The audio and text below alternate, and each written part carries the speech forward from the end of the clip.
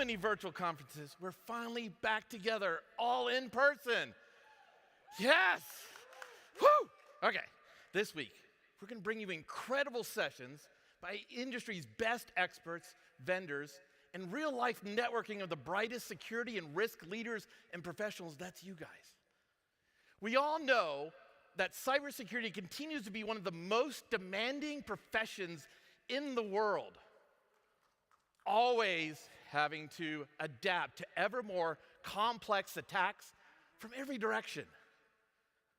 Based upon your feedback in the pre-event survey, this year we are focusing on accelerating the evolution of security, reframe, and simplify. We will help you bring your organizations into the future to defend against attacks with futuristic technologies and get ahead of the attackers and predict their moves. We will show you how to leverage techniques like artificial intelligence, cybersecurity mesh architecture, homomorphic encryption, and sci-fi prototyping to build your cybersecurity defenses. Let's start with our opening keynote, where my colleagues, Gartner analysts Katell Thielemann and Andrew Walls, will time travel into the future to the year 2032 and see how your security team will predict and prevent the most complex attacks known to man and machine. Thank you. Enjoy.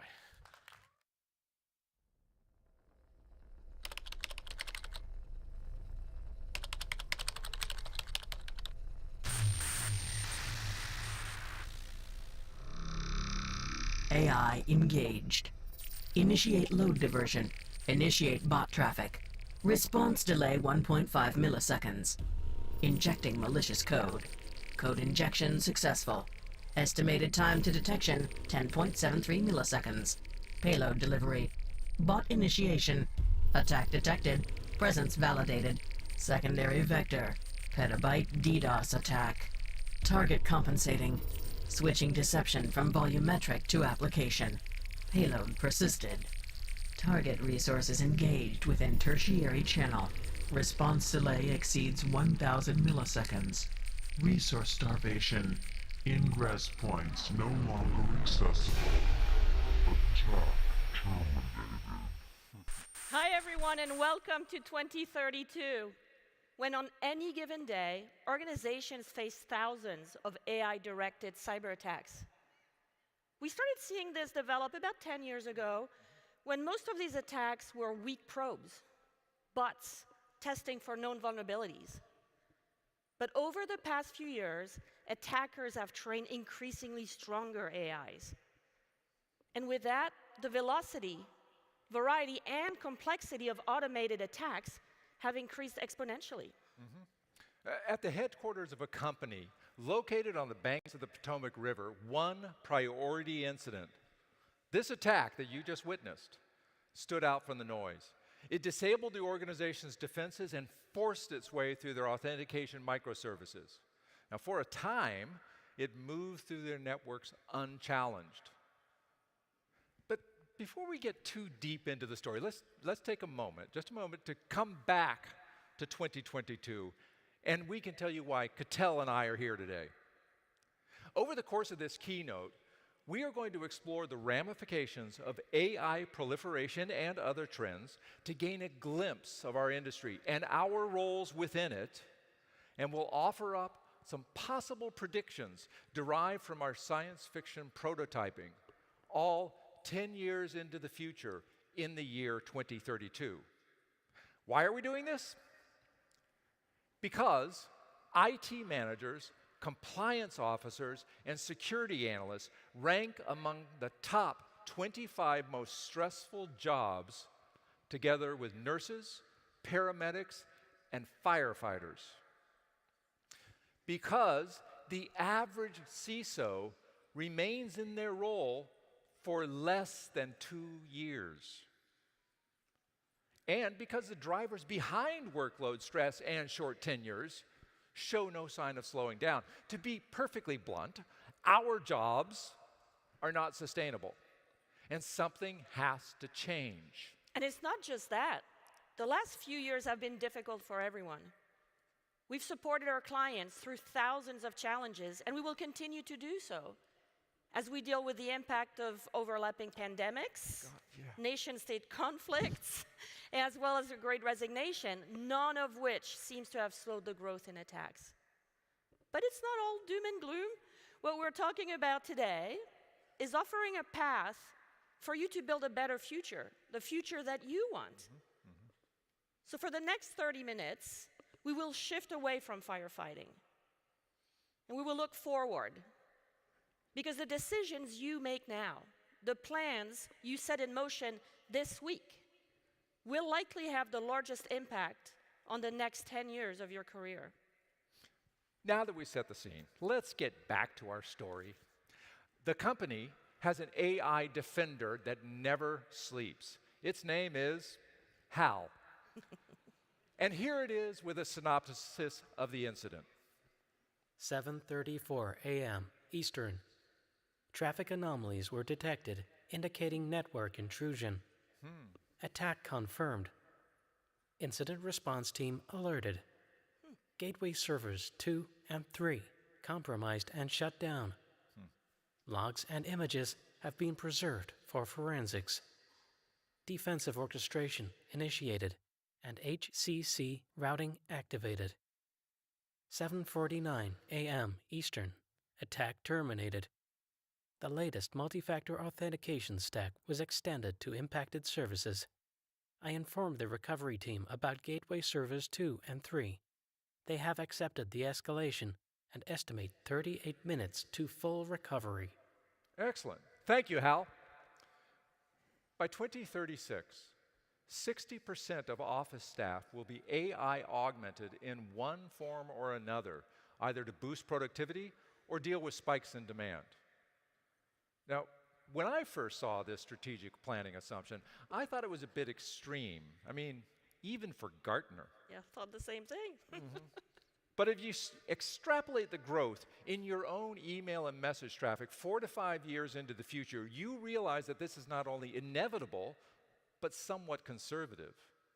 Today, here in 2032, we're seeing exactly this. Most people rely on AIs to process all sorts of messages, as well as more mundane administrative tasks, such as expense reports and travel planning.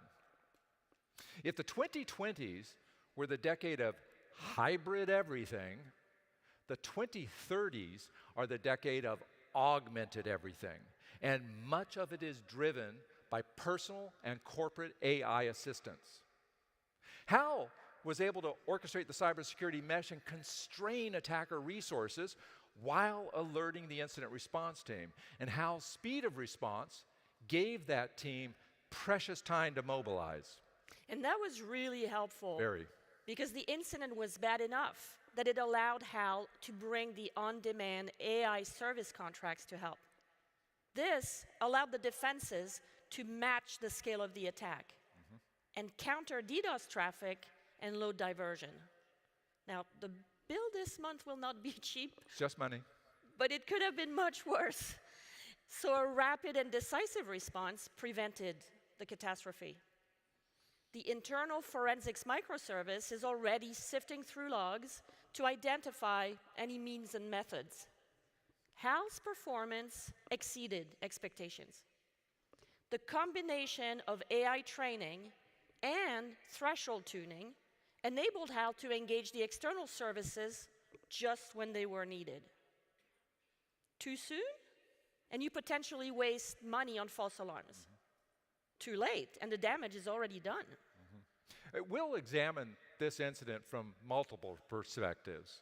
Through the experiences of 3 specialized security and risk leaders from the CISO's team. As they work through the challenges driven by the attack, we want to highlight the processes, technology, and tactics they used to manage the incident. This provides us with an example of how to reframe and simplify your cybersecurity strategy. These are the trends that will dominate a new age of cybersecurity.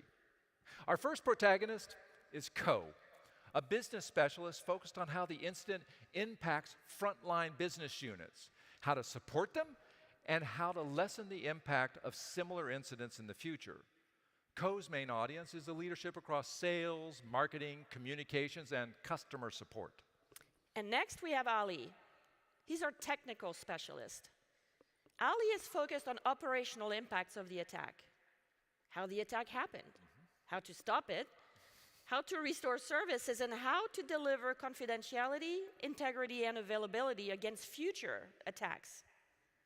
Ali speaks to the entire technology community within the enterprise, and his main audience is the CISO, the CTO, and the CIO. And finally, we have Anne, our strategy specialist, focused on the big picture. Anne is concerned with the impact of the incident on the organization's reputation, share price, and overall market image. Anne's main audience is the CFO, the CRO, the CEO, and the board of directors. Now, you may find that you relate more to one of these characters than the others. I have to say, I relate most to Anne because my strengths lie in forecasting and planning based on current trends. What do you think, Katell? Well, you know, Andrew, although my roots are in the technology world where Ali lives, I'm definitely increasingly more Team Co, I think, because the business specialist angle seems to appeal to me more and more. That sounds right to me. So, these are our three protagonists. Now, by 2035, 50% of organizations will see their operating procedures for dealing with an active cyber attack fail and revert to disconnecting or shutting down servers. As you can appreciate, unplug and pray is not an effective response strategy. Now, discovery of cyber attacks has sped up. In the past, some attacks were resident on enterprise systems for months and even years prior to discovery. Now, real-time profiling of every data point, from CPU processes to data transfers across every node of the cybersecurity mesh, enables rapid detection of most anomalies and attack patterns. Accordingly, many organizations discover active cyber attacks as they happen. But half the time, it still does not work out for the best. Now, our first protagonist, Co, the business specialist, he was the first to start to understand the true scope of the attack. CRM access was spotty, and there was a spike in client support escalations. This was due to sporadic outages, and it was creating issues for a lot of client-facing systems. To add fuel to the fire, the company just launched a new product. And the timing of the attack could disrupt revenue generation, and it could also result in negative sentiment in new prospects. And none of that is going to please the sales and marketing teams. But here's the thing. While security invested in HAL, the business deployed Janet, their own AI. Janet conducts statistical analysis on system usage, and she forecasts customer demand.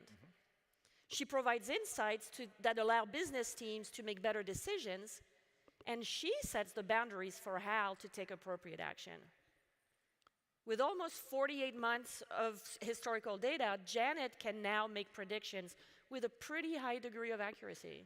For HAL to be effective as a defensive AI, he needs to shuffle and draw on resources across the entire technology fabric.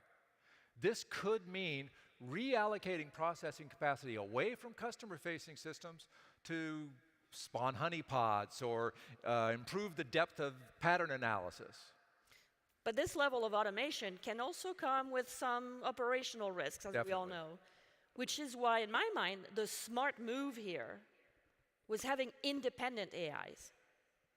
They each focus on their own priorities, and they negotiate with each other at digital speed. But the use of AI has been controversial for decades, and particularly when we are talking about AIs with agency, like HAL, because they can act independently, right? Very true, but AIs are ultimately only as good as their training data. Data that may, over time, skew their decisions towards undesirable outcomes or even create bias amplifiers. As such, any AI rules of engagement, as well as samples from their decision history, are regularly reviewed, sometimes by other AIs trained on different data to discover anomalies. More critical decisions are escalated and require confirmation from the cybersecurity team. You know, humans. Yay, humans. We need more of those. We still have some. This is the natural evolution of tuning and regulatory oversight focused on AI explainability that started a decade ago, back in the 2020s. Back to our story. So most days, Hal and Janet communicate as needed to share data and update their forecasts. But during an attack, the conversation between them ramps up and becomes very structured and nearly continuous. Janet communicates business priorities to Hal, and Hal communicates potential impacts to all the stakeholders. Hal, for his part, informs Janet of predicted system disruptions and service changes. And that allows Janet to extrapolate from the live data streams to predict business impacts. What I really love about this is that all of these entities, Co and the AIs, work in concert to ensure that any defensive tactics or resource allocations result in the lowest impact of business priorities, and that all stakeholders are kept in the loop.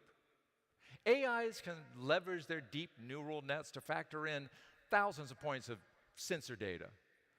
This allows Co to stay focused on the big picture for the business rather than being overwhelmed by millions of data points. So, attack detection has sped up quite a bit. But active attacks of this magnitude are not commonplace. And although the initial intrusion may remain a hands-on task for an attacker, once the payload is delivered, AIs take over. And the speed at which they operate often rules out a human-based response. Yeah, that's because Co's AI augmented capabilities allow integration of business priorities into the cybersecurity decisions. And at the same time, he can inject the reality of cybersecurity into business planning. So this near symbiotic relationship created by Co, the human, has improved resilience for the organization. Too often in the past, security didn't factor in the business priorities when making tactical security decisions, but the business leaders didn't really believe they had any responsibility for cybersecurity either. Very true. We all know that successful attacks are inevitable. And Co spends a lot of his time making sure the business not only understands this, but regards attack activity as just another undesirable cost of doing business, like employee turnover or taxes. Yeah, taxes. The realization that successful attacks are inevitable really helps the business leaders understand that it's not just about technical security that needs to improve. Not only does the incident show the wisdom of past investment, but in this case, it also provides support for Co's plan, which is to propose targeted redundancies in those frontline business requirements. Yeah, you could tell Co has been in the security business long enough to know that you should never let a good crisis go to waste. He knows that his plans need to be folded into the organization's strategic outlook for them to have long-term impact. So he reaches out to Anne, who's responsible for evaluating, prioritizing, and integrating multiple tactical options into an optimal strategy for cybersecurity. Now, while Co and Anne work out the details, let's take a look at why Defender AIs have become so important. By 2035, 90% of detection and 60% of response to cyber attacks will be handled by AI. Now, this clearly doesn't mean that we can all hit the beach and let the AIs take over. How promised. I know. The harsh reality is that the volume and speed of attacks will grow by multiple orders of magnitude.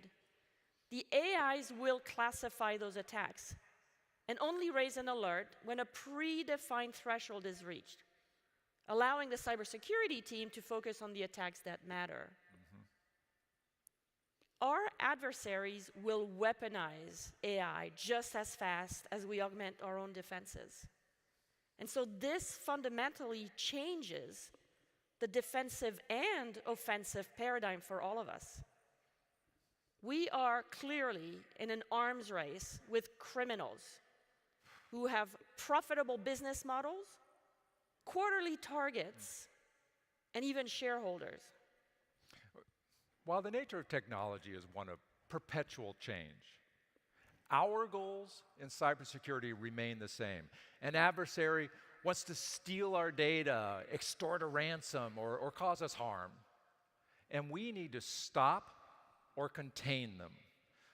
Our second protagonist, Ali, the technical specialist, needs to figure out how the attack was possible and why it happened. In a few hours, Ali will brief the CISO and wants a more complete understanding of the attack before that conversation.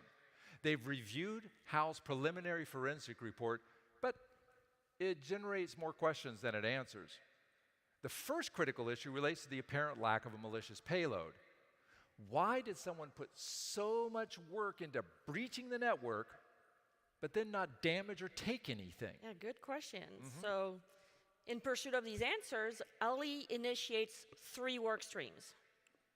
First, they instruct Hal to activate the external forensic service and pass on relevant log data. This aims to confirm the initial findings and develop an accurate model of the attack pathway. Second, the attack will be replayed against the digital twin of the enterprise. Pretty cool, right? This aims to confirm that the updates to the authentication microservices hold up to similar attack patterns. And finally, they instruct Hal to lower the filter analysis threshold and report on an expanded list of alerts. This will mean that the cybersecurity team will have to invest effort in further analysis of a lot more log data. That is their job. Yeah. With the lower analysis threshold, Hal returns a little over 2,300 outliers. So Ali sets up a VR war room where the incident response team can divide the alerts for manual review and collaborate.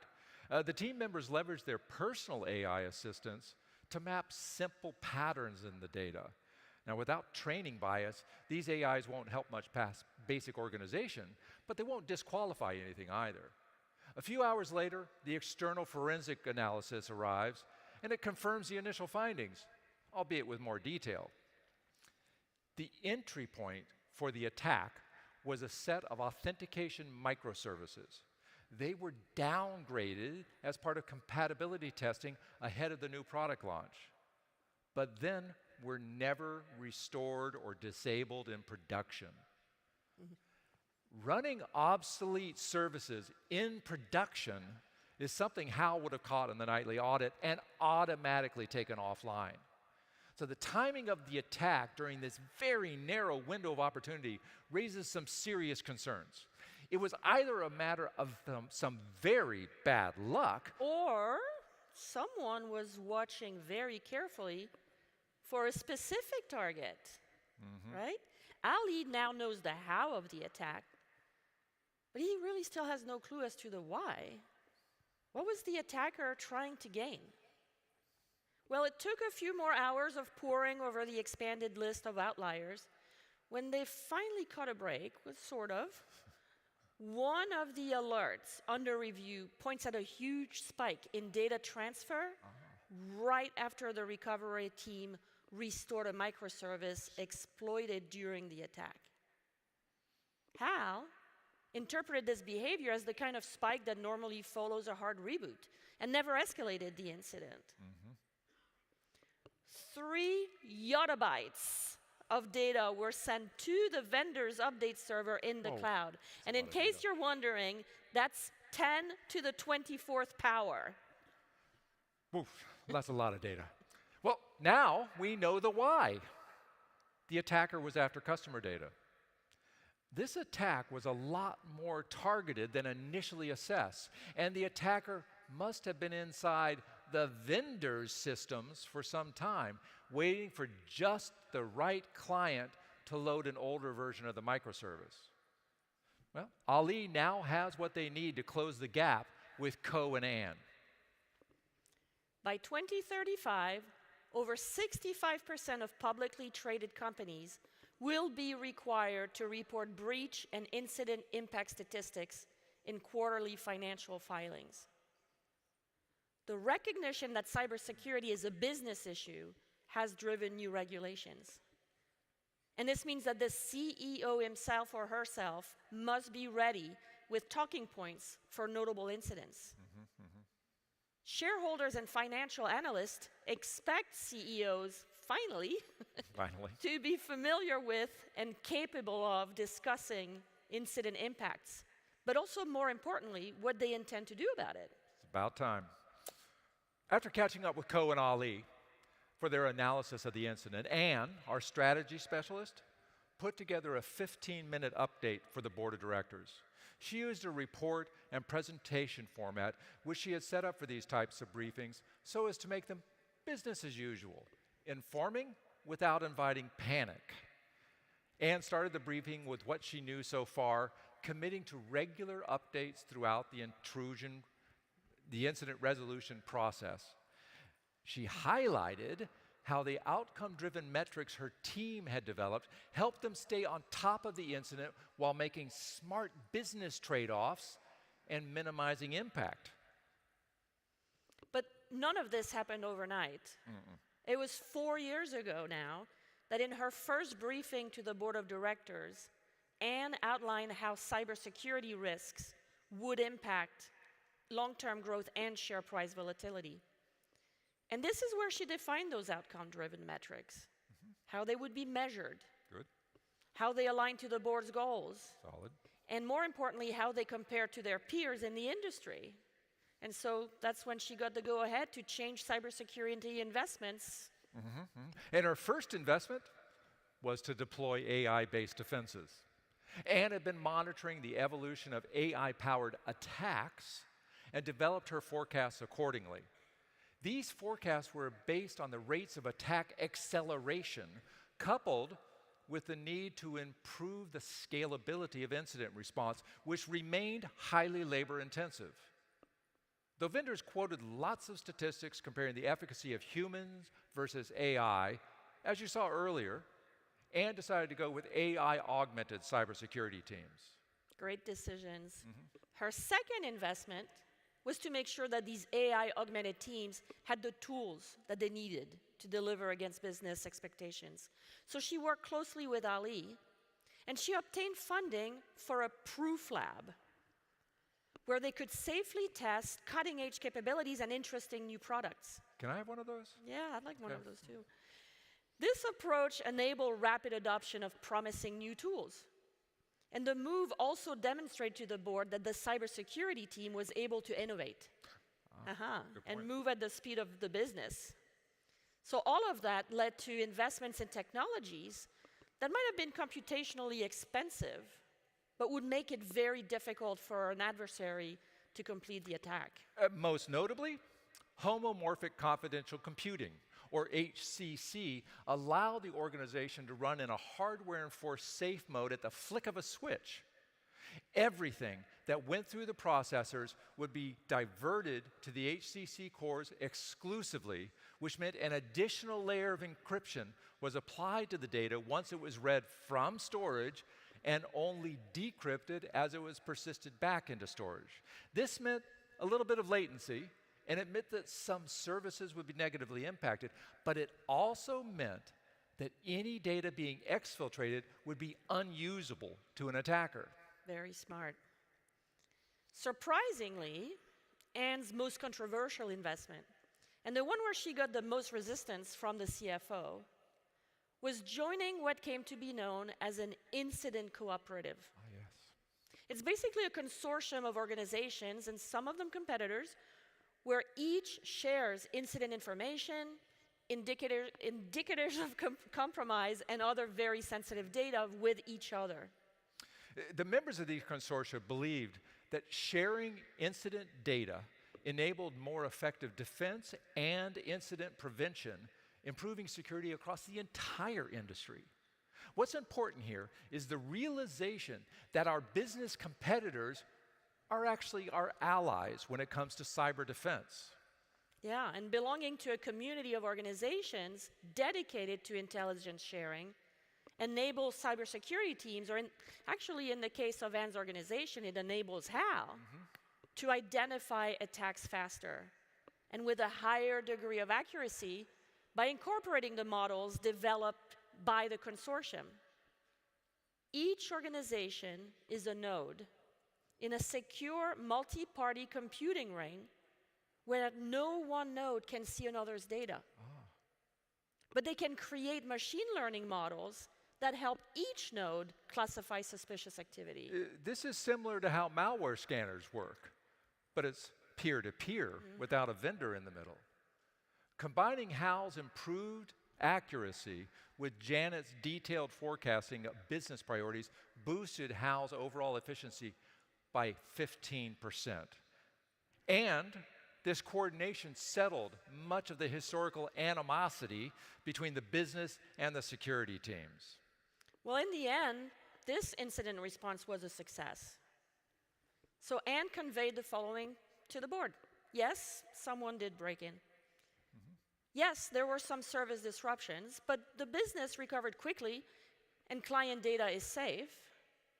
And yes, 3 yottabytes of data were exfiltrated, but all of it was encrypted with a quantum-safe algorithm. Next steps are focused on post-mortem analysis of the supply chain flaw which enabled the attack. Clients are being contacted to compensate them for service disruptions, but no customer data was actually exposed, so no modifications are required there. The board agreed with this assessment, realizing that a traditional strategy would have resulted in fines and potentially months of stagnation to overcome the negative sentiment that follows a breach. Ali is spearheading a postmortem to identify how our colleagues in the infrastructure and operations group loaded older software onto production and how these kinds of errors can be swiftly neutralized in the future. While this response was not perfect or effortless, it does allow the team to justify the next big investment they're going to propose to the C-suite. Well, that was quite the story, wasn't it? So that's what our 2032 science fiction prototyping tells us will happen. But here's why it matters in 2022. Sci-fi prototyping provides you a view of the possibilities for what the future of cybersecurity will be. We all know that changes in technology will continue to accelerate. Good tech will be incremental. Great tech will seem like magic. And so cybersecurity leaders and teams will need to evolve faster than ever before. As we were developing this keynote, we drew from Gartner's library of research with particular emphasis on our trends and predicts research, many of which you see here on the screens and will be featured in presentations throughout this summit. These are consistently the most read and referenced notes in the Gartner library. We took this research and we projected forward. This gave us a framework to jumpstart cybersecurity investment and our thinking about how to build the future of our enterprises and our own careers. And this brings us to our first of 3 takeaways. Number 1, invoke continuous foresight. Sounds a little ominous, but it's actually Gartnerese for basically actively ask yourself how the latest piece of technology or attack vector will evolve. And when it does, how it will impact your role and your organization. AI and machine learning will be part of that future. Definitely. Many view artificial intelligence with distrust, but as we said before, this is just a tool. And whether it helps or hurts will be up to the users. Cybersecurity leaders must forecast consciously, making predictions based on their own unique environments, then making small corrections on a regular basis and bigger adjustments when needed. This may sound like just plain old common sense, but let's think back to the story. We took trusted platform modules, confidential computing, and fully homomorphic encryption and forecast for homomorphic confidential computing. Because we know you'll have to deal with active attacks, and you can't start pulling cables when someone breaks into your network. We took existing consortia of disparate organizations trying to manually pool together incident intelligence and paired that with multi-party secure computing, one of our top trends for 2022, to forecast incident cooperatives. Because attackers are using the same attacks over and over again with far too much success. When continuous foresight is merged with natural enterprise planning processes, it provides a scaffold for integrating cyber strategy with research insights from Gartner, with your internal expertise and operational capabilities, and the tools on offer to maintain a proactive cybersecurity program rather than constantly having to react. When we fold predictions into plans and allow them to develop organically, we gain a view into our possible future and are then able to build a flexible strategy. Yeah, and this is not just theory. Some of our most successful clients adopted a continuous foresight strategy, some of them decades ago. And they've experienced greater stability and resilience in their operations, as well as their market value. These organizations started with game theory and then injected continuous foresight to accelerate their adoption of emerging technologies and practices. A few of Gartner's most advanced clients are actually incorporating potential new domains for the CISO into their foresight and prototyping. Areas such as virtual environments, human augmentation, and the growing number of cyber-physical systems in their operational or mission-critical environments. When I work with clients, and you probably experience the same, and they've gone through an attack, they tend to fall in two distinct categories. Those who prepared and are looking to learn from the situation in order to improve, and those who are in full reactive mode. And that's where continuous foresight can help you move from the latter into the former. This saves time, money, and a little bit of sanity as well. Could use some of that. So it's no surprise that our industry is plagued with high levels of stress and poor job longevity. We're the first and last line of defense. And let's face it, pretty much anything with the word security attached to it lands on our desk. We have to shift to a predictive model, not simply as a matter of best practice, but as a matter of career resilience and to preserve our own mental and physical well-being as well. Very true. I mean, without continuous foresight, we lack the ability to plan flexibly for an increasingly dynamic world. And without continuous foresight, every event becomes a surprise and results in a firefighting operation. Now, the story we share with you today pivots around an incident. That's our golden thread. It holds the story together. But here's the thing. This story is not about the incident. It's a story about people and the different stakeholders within the enterprise and the cybersecurity organization. 3 personae with 3 skill sets that you will need to successfully navigate the future of cybersecurity. And this brings us to our second takeaway. Number 2, play to your strengths, but absolutely know your weaknesses. Each of us relates to one of those protagonists probably a little more than the others. Like Andrew, who relates more to Anne, Team Anne. or me, who gravitates more towards Co these days. Team Co. We tend to gravitate to where we feel most comfortable. We play to our strengths, particularly when we are under pressure. The challenge is that our organizations demand applications of all 3 of these perspectives with great agility. But almost none of us here today have all 3 specialists who factor in business priorities, the technology, and the strategy. Gartner sees this type of diverse team only in the larger client enterprises. This story is ultimately about one role and one person, you, and the ever-increasing pressure of expectations placed on your shoulders. These three perspectives represent what is expected of security and risk management leaders.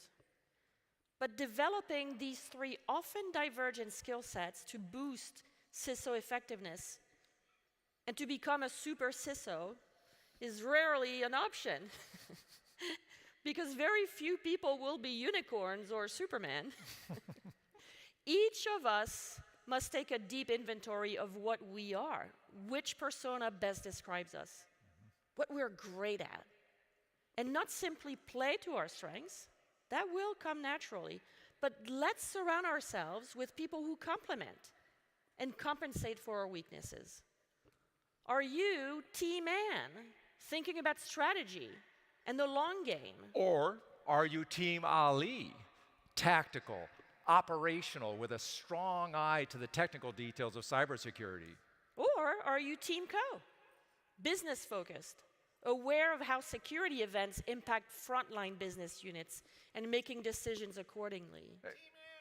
Team Ann all the way. We see many leaders who surround themselves with people who are like themselves, who are familiar and with whom they get along with easily and with minimal friction. But what that means is that the entire team will bring the same perspective and will struggle with the same issues. Too much friction within a team is counterproductive, but too little? Now that should be cause for concern. Friction is where amazing things can happen. And this is why almost any leadership training any of us have attended in the past decade has stressed the importance of diverse teams. Visualize the future you want, but do not expect the universe to magically deliver, right? And this is where sci-fi prototyping can allow you to safely iterate scenarios to find that best future. And that way, you can actively plan for and work towards a deliberate future. But do not wait for a lull at work to start this journey. We all know that lull will never come. The opportunity is not suddenly going to appear at some point in the future. The opportunity is right now, today. There are dozens of sessions at this summit that may not be on your radar because they're just not part of your immediate set of needs. We've highlighted key cybersecurity sessions that align with each persona and each piece of technology we talked about today. And you can find them in the Keynote spotlight tracks in the Conference Navigator. Make sure you have a healthy and diverse mix. But don't stop there. We're finally back in person. Look at your one-on-one roster. Are you only meeting with experts from your team? Mix it up. Talk strategy. Talk business. Let a Gartner expert or a colleague you meet in the hallway introduce you to other perspectives and what they could mean to you and your organization. Find each other on social media using the hashtags. We are here for you. Gartner is unique because our success is based entirely on how well we can help you achieve your goals. And remember, the theme of this summit is accelerating the evolution of security. Reframe and simplify. We can help build a roadmap for your future cybersecurity strategy and architecture with topics and techniques like sci-fi prototyping, cybersecurity mesh, homomorphic computing, and much more. We can help you start. But before we close, shall we ask Cal if there's anything else? Oh, excellent idea. Thank you for letting us tell you our story. Have a nice day. That's not right. And you thought we forgot the third takeaway. The attack is never over. On behalf of Katell and myself, thank you and have a marvelous summit.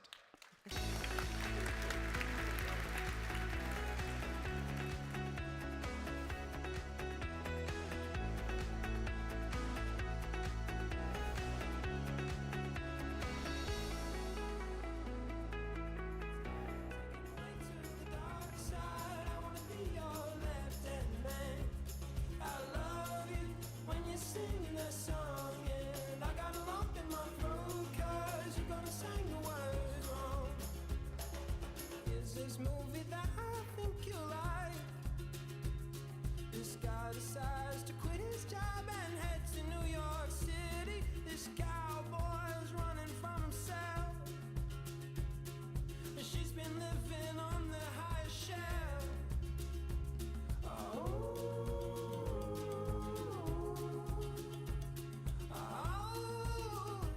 and they come unstuck. Lady, running down to the riptide, taken away to the dark side. I wanna be your left-hand man.